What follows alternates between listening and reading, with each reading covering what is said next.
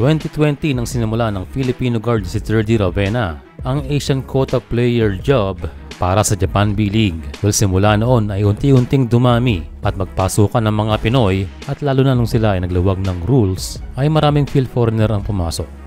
At sa ngayon na maglilimang taon na buhat ng pumasok ang unang Pinoy, the league is updating its rules. Ang tanong ay maapektuhan ba ang mga Pinoy kapag nagpatuloy ang Japan B-League sa pag-explore sa buong Asia ng mga players bukod sa mga Pinoy? Ayon sa Batikan journalist na si Sir Snow Badwa, sources are saying na nagsisimula ng mag-prioritize itong liga ng Japan sa pagkuha ng matatangkad na Asian import from China and Mongolia. Well, sa totoo lang, tayo ay nag-a-agree sa statement na yan. And sa ating obserbasyon ay matagal nang sinimulan yan.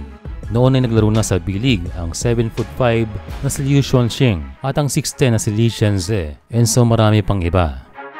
Pero ngayon ang sinasabing problema ay ang pagpapriority sa mas malalaki, kaya maapektuhan ng mga guard at shooting guard ng mga Pinoy ay ng mga susunod pa dahil sa shift of priority.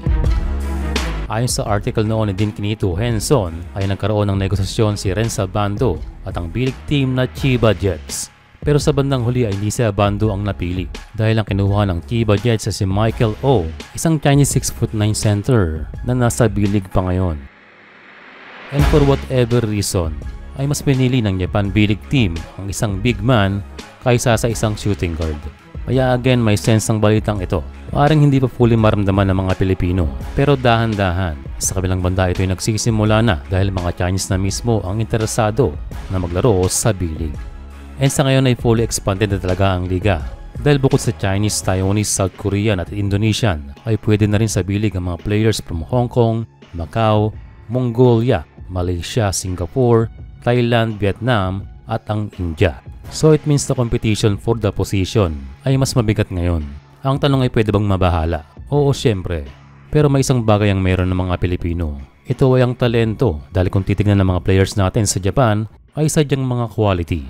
Ramos, Macho Wright, Ravena, Soto, Edu, Parks Adams at iba pa. We still have the best Asian import sa liga ng Japan. Pero yun nga, the concern is for the future.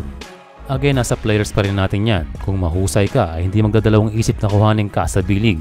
And lalo na kung posisyon ang hanap. Dahil sa dami ng teams sa Japan ay hindi naman lahat big man ang kailangan nila. Pero yun lang talaga ay hindi lahat eligible na lumipas sa ibang liga katulad ng KBL. Kaya maganda at nakapwesto na roon sila Kiambao, Tamayo, Bilanggel at iba pa. A good decision para sa kanilang mga future careers. Pero if ever ay mayroong ligang makikinabang at tatanggapin ng mga B-League players natin, ito ang pambansang liga na Philippine Basketball Association.